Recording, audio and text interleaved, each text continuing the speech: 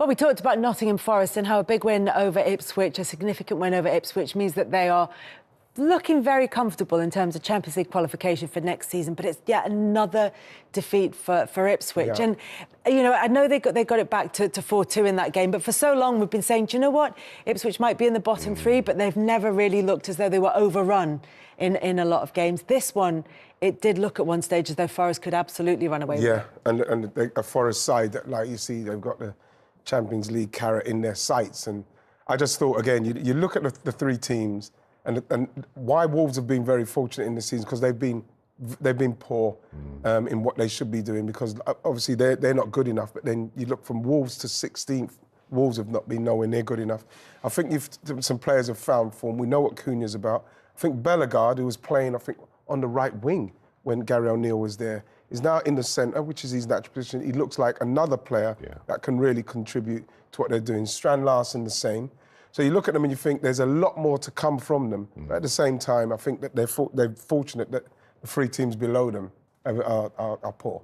Yeah, it's allowed them to have that dip, particularly at the beginning of the season with those poor results for Wolves, because the teams below them have performed so badly. Just to take them in order, to look at Ipswich, is there a sense that a little bit like, maybe not to the same extent, but a little bit like Luton before them, who were promoted, that it was a tiny bit earlier than they maybe had. I was in their plan, and there was very definitely, as Righty said, that approach. But that this, you know, they're the ones who've kept faith with their manager. They're the only ones who haven't changed their manager. That this is part of a bigger project.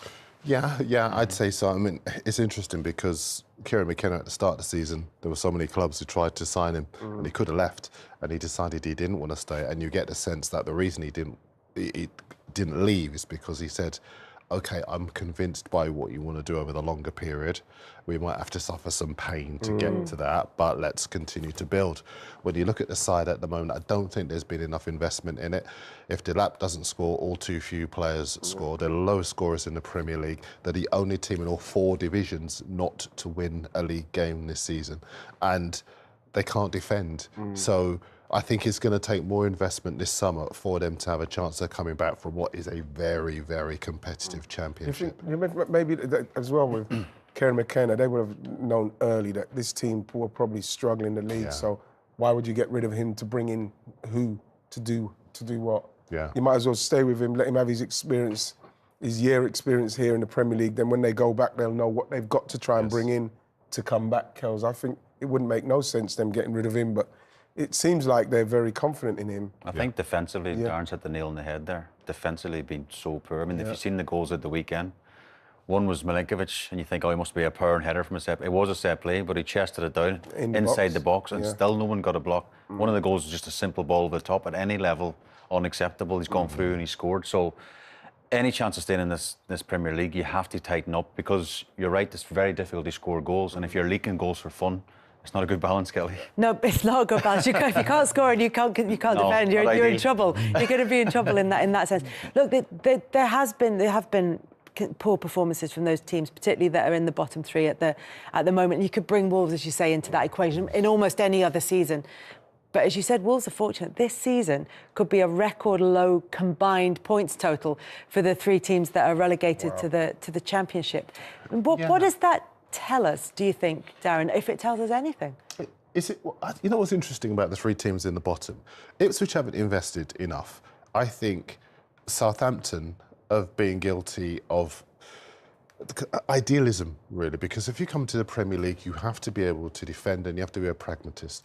People look in the division below the Premier League at the moment, Burnley, they've got the most clean sheets of any side, and people say, oh, they're boring to watch, they're awful to watch, but they're on course for promotion. And when they come into the league, they'll have a defensive mindset straight away. We are going to protect our goal. Whereas Southampton came up and they were obsessed with this, we've got to play football, we've got to play it out from the back. I mean, again, you guys know better than me about the dangers of doing that when you haven't got the players. And we saw some at the start of the season. It was every week Southampton were conceding a goal from trying to play out at the back, and he's stuck with it. It's almost like you're giving teams a 1-0. That was his managerial style. When Russell Martin, he said clearly, it took me 5 years as managerial to get into the Premier League by playing this way, and I'm not going to change. And we're sitting on here every week going, We've conceded the exact same goal as last week. When are you going to learn? When are you going to change? And he didn't. Surely at some stage, Kels, if that's your philosophy, how you want to play, surely you have to learn about the environment you're in before you get there. It's like you have to get there, get the team you want, then start to play, not come in with players that maybe not good enough, Kels, then try and do it, and then double down on the fact that they're not good enough because you don't change your system to stop goals going in, find another way, and then build your way into it. You know, build it like Bournemouth from the start. Bournemouth have been magnificent the way Bournemouth have navigated themselves in the Premier League. Same with Brentford. Now, you know, you're looking at two teams that are stalwarts in here now. And you see what that's so important, because there's this narrative that's been allowed to build that there is a huge gap between the Premier League and the rest. But actually, it's not so much, in my opinion, the gap.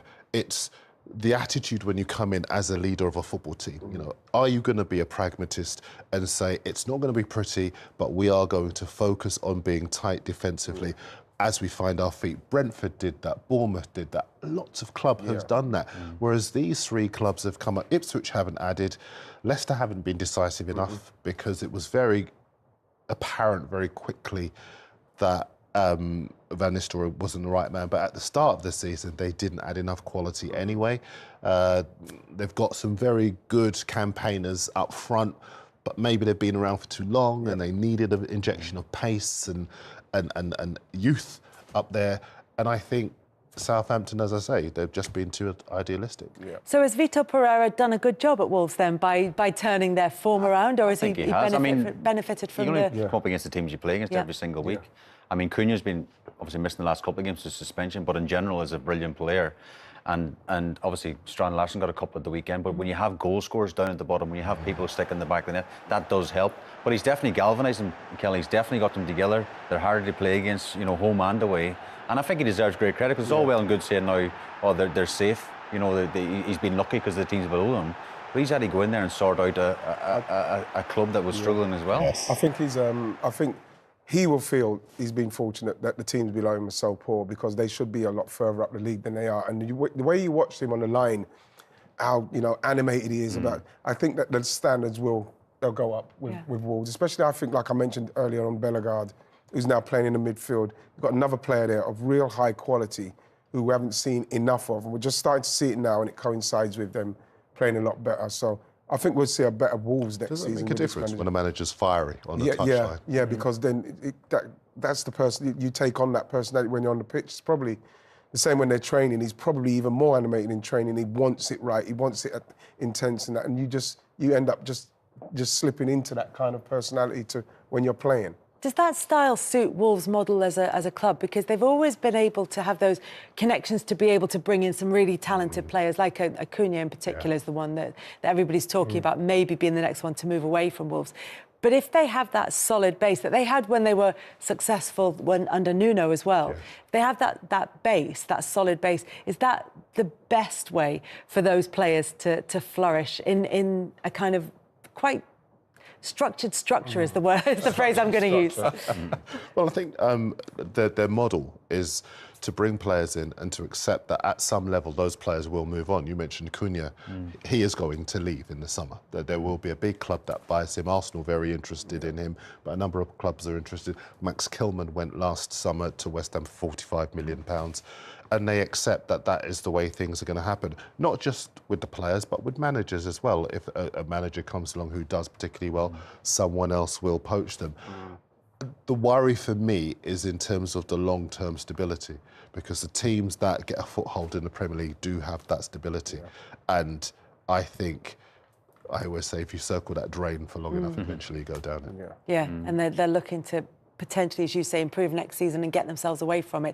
But just to come back to the point you were making about the three teams who've been promoted and the sort of levels of criticism that there've been over the gap between Premier League and the Championship and the leagues below.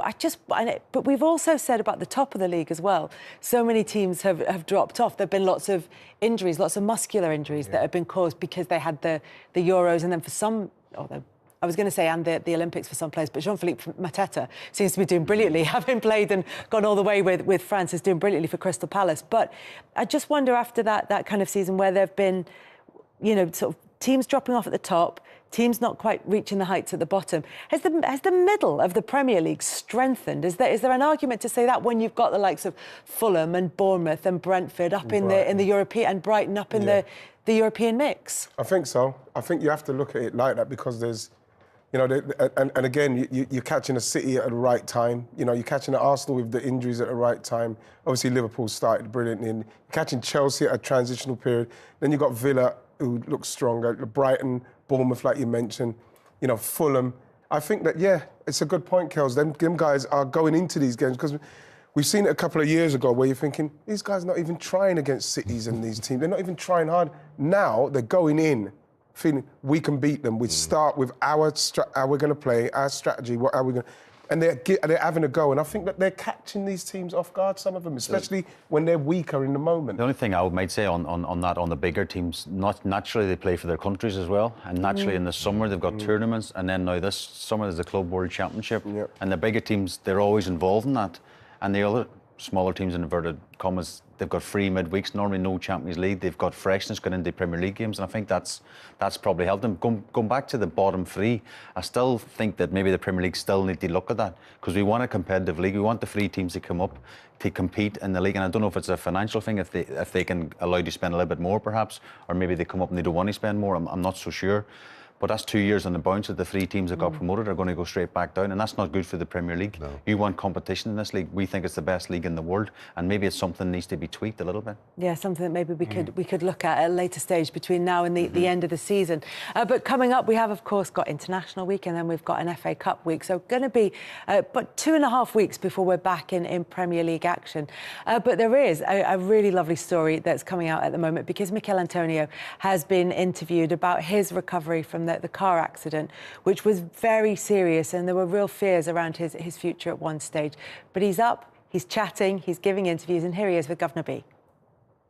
Antonio, you're looking good, bro, but how do you feel? No, I'm feeling good, to be fair. Like, obviously, I'm walking normally now off the crutches. The leg's got the strength, but it's not got much power. So right now I'm trying to build up the power, but I'm lucky to be alive at the end of the day. So I'm very positive when it comes to life. I've got a second chance at it. So I'm never going to let anything drag me down, or I'm never going to let anything be quite negative. So right now I'm happy, man. A couple of days after the accident, I think we played Wolves at the London Stadium. I don't know if it's true, but I heard you watched it from your hospital bed. I'm not going to lie, it's made me more like hungry at games. Like when I watch it, I'm more passionate than I've ever been. Really? No way. So like, it's actually quite crazy. Like when the game's going, like you see me jump up and stuff like that. But before I was just quite like, okay, all right, it's okay. Like, but now I'm like quite passionate. I just want everything to go well. You can understand why he is so passionate watching and why he's just sort of got this renewed love for the game, it seems like, because it was so nearly all taken away from him. It's lovely to see him so well, so relaxed, so happy. Yeah, he said when he started the interview, he's lucky to be here. Yeah, I think that when you're very fortunate to be a footballer anyway, but then when you're a footballer and you have an accident like that and you realise, you know what I mean, how much you miss it. He's saying when he's watching the games he wants to play, that's something, if you could give people that before they have, unfortunately, some kind of near-death experience, then you probably see players appreciating their situation more. But it's good to see that he's up and about and speaking and wanting to play. Yeah. He's found the love and the passion. Unfortunately, in a very what's the word I'm looking for, Kels? Unfortunate circumstances for him. I'm pleased for him. Yeah, and also talking with such confidence about coming back and playing again. For someone who has said, as Righty said, started the interview by saying, I'm very lucky to be here, to be now talking about not just being here, but potentially going back to his career. It's just amazing. It's incredible. It gives you an insight into how strong he is mentally. Yeah, a renewed love for football, but a renewed love for life. Yeah. Like, that's such a scary thing to happen to anyone. Yeah. And you feel when you come out of that, wow, it's amazing to be on the planet. And we all maybe should have that sort of realisation ourselves, if you could feed that to people at times. But again, the way he's talking, Kelly, it tells me he's going to come back. He's going to come back and he's going to play. And I think it would be amazing to see him back on the football pitch in the Premier League. You know, what I know it's not a story he probably wants to tell, but he's going to have to tell it. And I think it would be great for West Ham. He's a fan's favourite there. And it's great to see him, as you say, smiling again. Yeah, and a large part, I think, of why he's done this set of interviews is to say thank you for the support that he's received. Yeah, I mean, I remember the day when it happened. It was Saturday afternoon, and for 4 hours we were just praying for him. Yeah, not about his football career, just for him, because he didn't look good at all. But the support that he's had from West Ham, the fan base, actually the wider football family as well, to be fair, because as you've been saying, everyone understood how serious that was. So for him to even have a chance of being able to play again is great, but it's also great for him to have that awareness of just how much love there has been for him. Yeah, and that's the thing that he's been able to appreciate. And he came through a sort of quite similar route to yours, right, in that he came through from non-league football. Yeah, do you think that's kind of helped him? I mean, you've talked to him. In fact, we had him on the show in a previous iteration where he was talking about having that appreciation for the game because it took him that much longer to get there, because he had to fight that much harder to get there. Yeah, you always have that that appreciation for the game, and just lucky to be there. You know what I mean? But then again, you know, you get what happens is that when you do get to a certain level, you're able to buy these cars. All of a sudden, you're in that different world. Sometimes you lose the focus, because all of a sudden you can get these material things, what you're dreaming about, and then sometimes you go off the rails. It happened myself, but like I said, I'm just pleased that it wasn't a fatal thing that's made him get that back again, because it was tough. It was tough for him, just like it was tough for me. And he's had a real near-death experience for him to realise how fortunate he was. So, like I say, I'm pleased that I always had I did crash a car as well, by the way. I did have that kind of my mind was always of, you're lucky to be here. Make sure you don't mess it up. It's always in my mind, even when I was crashing cars, unfortunately for me. And we wish Michail Antonio all the very best in his continued recovery from those horrendous injuries. But it's so lovely to see him looking so well and so happy and so focused on the future. Talking of the future, the very near future in the Premier League is match week 30. We do have 2 weeks off in the next couple of weeks for internationals and for the FA Cup games.